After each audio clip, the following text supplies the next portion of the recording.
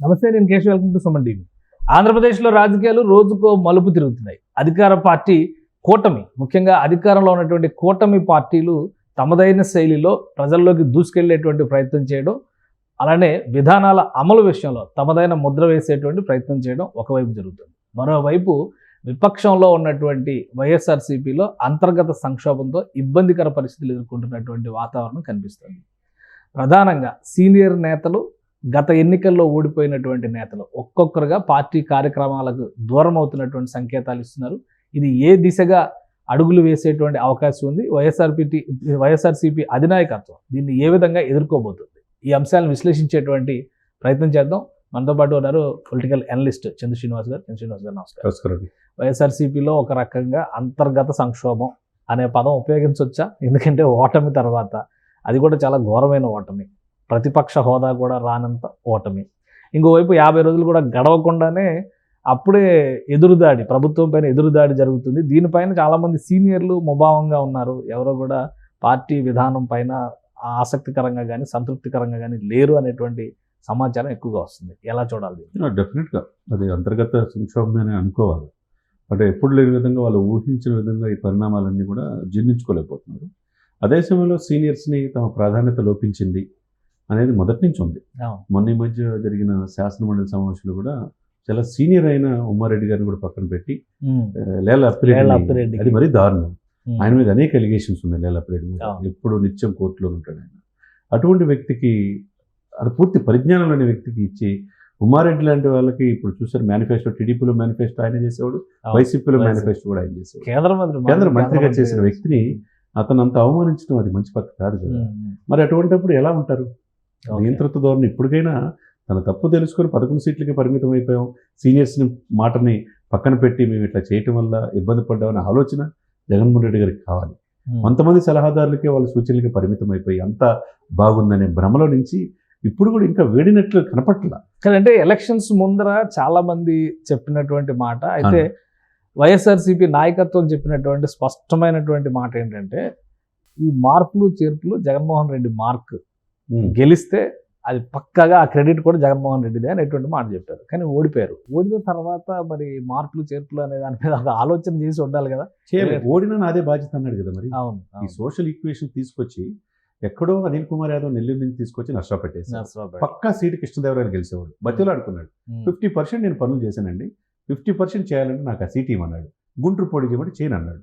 మరి ఆయన టీడీపీలో చేసి ఇప్పుడు ఏకంగా పార్లమెంట్ పార్టీ నాయకుడు అయిపోయాడు. అదే పార్లమెంటరీ పార్టీ నాయకుడు, టీడీపీ నాయకుడు అయిపోయాడు ఢిల్లీలో. అంటే ఎంత కలిసి వస్తుంది చూడండి. ఎక్కడ చెవిరెడ్డిని తీసుకొచ్చి ఒంగోలు సార్ మాకుంటే ఇక్కడ అధికారులను బదిలీ చేస్తారు కదా ఇక్కడ నుంచి అక్కడికి. అది చాలా ఘోరమైన తప్పు. ఆయన ఏమనుకున్నాడంటే, నేను ఏం చేసినా కుక్కను పెట్టినా నేను నిలబెట్టినా గెలుస్తారని ఆ భ్రమలో అంతా నన్ను చూసి ఓటేస్తాను కూడా చెప్పాడు ఆయన. అన్నాడు ఆ మాట ఎంతవరకు ఉంటుంది? ప్రజలు ఒక్కసారి చూస్తారు కానీ పదే చూడరు కదా. ఎక్కడ వేమిరెడ్డి లాంటి వాళ్ళని పార్టీకి వెన్నుదన్నుగా ఉండి ఆర్థికంగా సహకరించిన వ్యక్తిని చేస్తే జిల్లా ఏమైపోయింది? 0 అయిపోయినా. వాళ్ళ భార్య బయటకు వచ్చి ఇప్పుడు ఎంపీ అయిపోయారు, ఎమ్మెల్యే అయిపోయారు. ఇంకపోతే ప్రకాశం జిల్లాలో గాది వెంకటరెడ్డి గారు లాంటి సీనియర్ నాయకులు, వాళ్ళ అబ్బాయి మధుసూదన్ రెడ్డి అని చెప్పి మొదటి నుంచి పార్టీ కనిపెట్టుకున్నాడు. ఆయన్ని పక్కన పెట్టేశారా? ఏమైపోయింది? జిల్లా పోయింది. ఎక్కడో తీసుకొచ్చి మేరుగు నాగార్జున తీసుకొచ్చి ఎక్కడేస్తారు? ప్రకాశం జిల్లా అక్కడ తీసుకెళ్ళేశారు. ఇకపోతే అంటే ఇది జీర్ణించుకోలేకపోయారు సీనియర్స్. మీరన్నట్టుగా ఒకటండి, వాళ్ళకి ఆత్మాభిమానం ఉంటుంది. ఇప్పుడు ధర్మాన ప్రసాదరావు గారు చెప్పినట్టు ఉత్తరాంధ్రలో వినలేదు. ఆయన ఒంటెద్దు పొగడుతో ఇష్టం వచ్చినట్టు విజయసాయిరెడ్డి సలహాల ప్రకారం ఏదో చేశాడు, ఉత్తరాంధ్ర ఇదైపోవటానికి కారణం అని చెప్పి ఆయన బాధలో ఉన్నాడు. ధర్మాన ప్రసాదరావు వెళ్ళిపోతున్నాడు అని చెప్పి అంటున్నాడు. ఇకపోతే మీ పార్టీ నాయకుడే పంచికల రమేష్ జిల్లా అధ్యక్షుడే పోయాడు. ఇక వంశీకృష్ణ యాదవ్ అయితే ఏకంగా మీ పార్టీ వదిలిపెట్టి ఎమ్మెల్యే అయిపోయాడు జనసేనలో. ఇక ఉత్తరాంధ్రలో ఇంత అవటానికి కారణం ఎవరు? స్వయంకృతాపరాధమే కదా. ఇప్పుడు బొత్స గారు కూడా వాళ్ళ ఫ్యామిలీ నుంచి కూడా బయటకు వస్తున్నారు అంటున్నారు. అంటే బొత్స గారు కొంత ఇదిగా ఉన్నా కానీ ఆ ఝాన్సీ గారు అయితే పూర్తిగా రాజకీయాలకు తప్పుకుంటా ఉన్నారు. అంటే ఇంత తప్పుకోవడానికి పరిస్థితి ఏంటంటే, ఇంత ఘోరం ఓటమిని వాళ్ళు జీర్ణించుకోలేకపోవడం. వాళ్ళు చేసిన తప్పు కాదు, నాయకుడు నేను చెప్పింది వినాలనే భావంతో నడిచారు కాబట్టి వాళ్ళ వ్యూహాల ప్రకారం వదిలేస్తే వేరే విధంగా ఉంటుంది. అట్లా ఆ పరిస్థితి. గోదావరి జిల్లాలో 0-0. ఇప్పుడు ఈ పరిస్థితి కారణం ఏంటి? దూరంపూడి లాంటి వాళ్ళని ఫ్రీ హ్యాండ్ ఇచ్చేసేసి పూర్తిగా వదిలేశారు. దీని కాకుండా ప్రసాద్ రాజు మొన్న ఈ మధ్య ఒక ఎంపీడీ వచ్చి చనిపోతారు. ఇటువంటి గోదావరి జిల్లాల్లో శాంతి కాముకులు ఉన్న ఆ జిల్లాలోనే పార్టీ జీరో అయిపోయిందంటే మరి ఎవరుంటారు ఇక? ఇప్పుడు ఉండే వాళ్ళే. అంటే ఇప్పుడు ఈ అసంతృప్తి ఉమారెడ్డి వెంకటేశ్వర్లు గారి దగ్గర మొదలయ్యి ఈ లిస్ట్ ఇంకా అలా పెరుగుతుందా? కిలార్ రోసయ్య వాళ్ళ అల్లుడే కదండి, ఆయన రాజీనామా చేసి, ఆయన పొన్నూరు ఎమ్మెల్యే, ఆయన కాదని ఆయన అయిష్టంగానే గుంటూరు ఎంపీగా ఇచ్చారు. ఆయన కూడా రాజీనామా చేసేసి ఆయన పార్టీకి జనసేన వైపు దగ్గర అవుతున్నట్టుగా కనపడుతుంది. ఎందుకంటే పరిస్థితి అక్కడ కావటి మనోహర్ నాయుడు మేయర్ కూడా అట్లా వ్యతిరేకంగా స్టార్ట్ అయిపోయింది. ఇకపోతే మీరన్నట్టు ఉమారెడ్డి సీనియర్ నాయకుడు, ఎవరు కాదనలేండి ఇప్పటికీ ఎప్పటికీ. అటువంటి వ్యక్తి సేవలు కూడా తీసుకోకపోతే మరి ఎందుకుంటారు? అటువంటి వాళ్ళు ఉండలేరు కదా. ఇదంతా కూడా ఎక్కువ కోస్టల్ లీడర్షిప్ ఉత్తరాంధ్ర నుంచి నెల్లూరు వరకు కనిపిస్తుంది. అవునండి. రాయలసీమ పరిస్థితి, రాయలసీమలో కూడా ఈ నిరసన స్వరాలు ఉన్నాయా పార్టీ? డెఫినెట్గా రాయలసీమలో ఎప్పుడైతే షర్మిల గారు బయటకు వచ్చి డైరెక్ట్గా వాళ్ళ అన్నని విమర్శించే స్టార్ట్ చేశారో, అదేవిధంగా సునీత గారు ఒక రకమైన ఆలోచనల వన్ సైడ్ అయిన, ఎందుకంటే రాజశేఖర రెడ్డి గారికి వాళ్ళ కుటుంబానికి వన్ సైడ్ ఉన్న ఇది విభజించబడింది, చీలిపోయిన తర్వాత ఇప్పుడు ఏంటి జగన్ గారి పరిస్థితి? ఒకప్పుడు 1,50,000 1,20,000 మెజార్టీతో ఉన్న వ్యక్తి 60,000 మెజార్టీతో గెలిచాడంటే అంటే జనంలో ఆదరణ కోల్పోతుందనే కదా. ఇకపోతే కొలగొట్ల వీరభద్రస్వామి కూడా, ఆయన కూడా మొదటి నుంచి ఉన్న వ్యక్తి, విజయనగరం, ఆయన కూడా బయటకు వస్తే ఇక ఇంతమంది సీనియర్స్ కూడా కాదని అనుకుంటే ఇక జక్కంపూడి రాజా లాంటి యువ నాయకులు కూడా ఆత్మపరిశీలన చేసుకోవాలి, ఓటమి కారణం అని చెప్పి బహిరంగానే ప్రకటన చేశారు. డైరెక్ట్ గా అనౌన్స్ చేశారు కదా, ధనంజయ రెడ్డి గారి మీద చేశాడు. మరి అది కేతి రెడ్డి గారు కూడా డైరెక్ట్ గా రోజు చెప్తున్నాడు ముఖ్యమంత్రి ఇది వల్ల అనేది. అదే సమయంలో పవన్ తక్కువ అంచారు, దాని వెనక సమాజ వర్గాలను విస్మరించావు, తప్పు చేసావు అంటున్నారు. అదే అంటే నోటుకు వచ్చినట్టుగా మాట్లాడి మేమేం చేసినా అదే కరెక్ట్ అనుకున్న భావనలో ఇప్పుడు అట్లా అయిపోయారు. ఇకపోతే వీళ్ళిద్దరితో పాటు నిన్న మొన్న పేరు నాని గారు ఒక ఇంటర్వ్యూలో చెప్పాడు, కార్యకర్తలంతా రోడ్డు మీదకి వచ్చేసారు అని చెప్పి డైరెక్ట్గా చెప్పేసేసాడు ఆయన. ఇక సీఎంఓ అనేది సరిగ్గా చూసుకోలేదు. పేరు నాని గారు, అంబటి రాంబాబు వీళ్ళందరూ ఏదో సెల్ఫ్ డిఫెన్స్ లో భాగంగా మాట్లాడుతున్నట్టు ఉంది, కానీ అది నిజమైన అసంతృప్తి లాగా కనిపించట్లేదు. అదే చూడాలి, అట్లా అలా అనుకోవచ్చు. ఉమారెడ్డి వెంకటేశ్వర్లు కానీ, కిలార్ రోసయ్య కానీ వీళ్ళందరూ ఆల్రెడీ ఒక డిసెంట్ చెప్పారు, బయటకు వచ్చేయాలని నిర్ణయం తీసుకున్నారు. వీళ్ళు అక్కడే ఉండి వీళ్ళు కామెంట్స్, సోషల్ మీడియాలో కామెంట్స్ పెడతారు కదా, ఆ పార్టీని తిడుతూనే పంచ్ ప్రభాకర్, శ్రీరెడ్డి వీళ్ళందరూ నాయకత్వాన్ని తిడుతూనే కార్యకర్తలకు అన్యాయం చేశారు అంటూనే మళ్ళీ వైఎస్ఆర్సీపీకే బాగా ఊదినటువంటి పరిస్థితిని చూసాం. పేరు నాని గారు చేసే కామెంట్లు, అంబటి రాంబాబు గారు చేసే కామెంట్లు, నిన్న కూడా విడుదల రజనీ గారు కూడా కామెంట్స్ చేశారు. వీటిని ఎట్లా చూడాలి? సీనియర్ లీడర్స్ని పక్కన పెట్టి మరి వీళ్ళకి మంత్రి పదవులు ఇచ్చారు కదా. సో ఫ్రెషర్స్ కి కొంతమందికి మంత్రి పదవులు ఇచ్చారు. వీళ్ళ పరిస్థితి ఎలా ఉంది? అక్కడ పెమ్మసానికి విడుదల రజనీ గారి మధ్య మాటలు యుద్ధం నడుస్తుంది.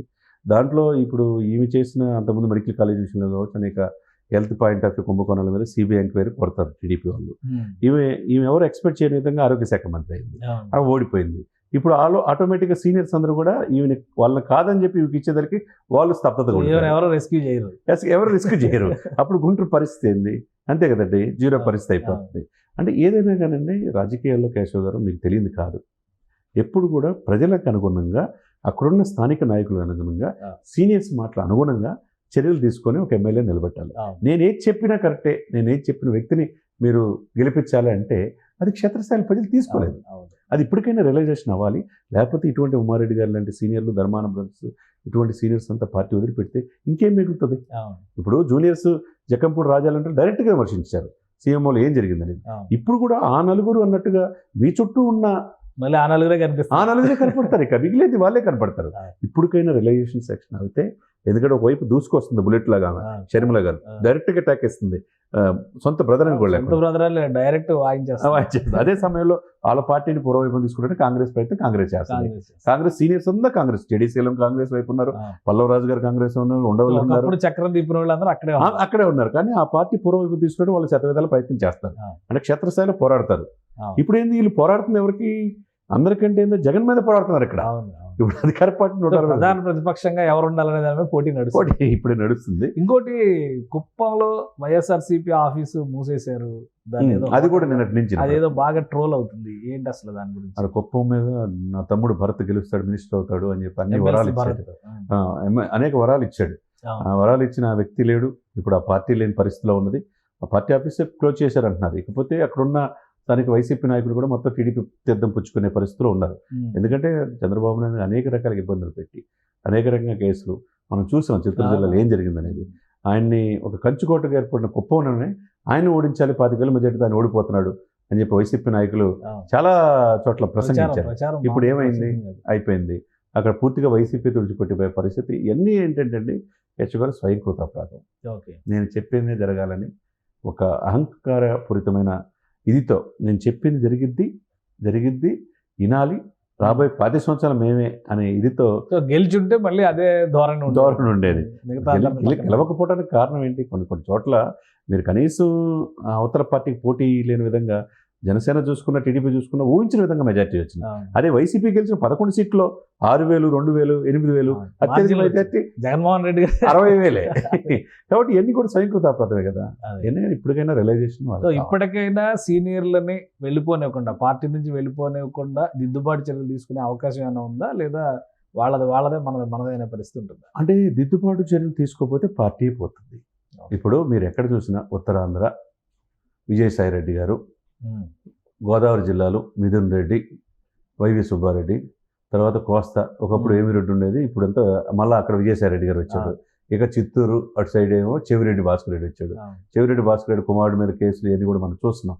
లేదా దుబాయ్ కొడుకు ఫ్రెండ్ పెళ్లికి కూడా వెళ్తుంటే కోర్టు నోటీసులు జారీ చేసి తీసుకొచ్చారు అన్నమాట. అంటే ఎక్కడ కూడా ఎవరిని కూడా గతంలో చేసిన తప్పుల్ని వీళ్ళు ప్రతిదీ చట్ట ప్రకారం వెళ్తున్నారు ఇప్పుడున్న ప్రభుత్వం. కాబట్టి ఇప్పుడు ఏ విధంగా చూసుకున్నా అటు రాయలసీమ, ఉత్తరాంధ్ర, కోస్తా అనే తేడా లేదు.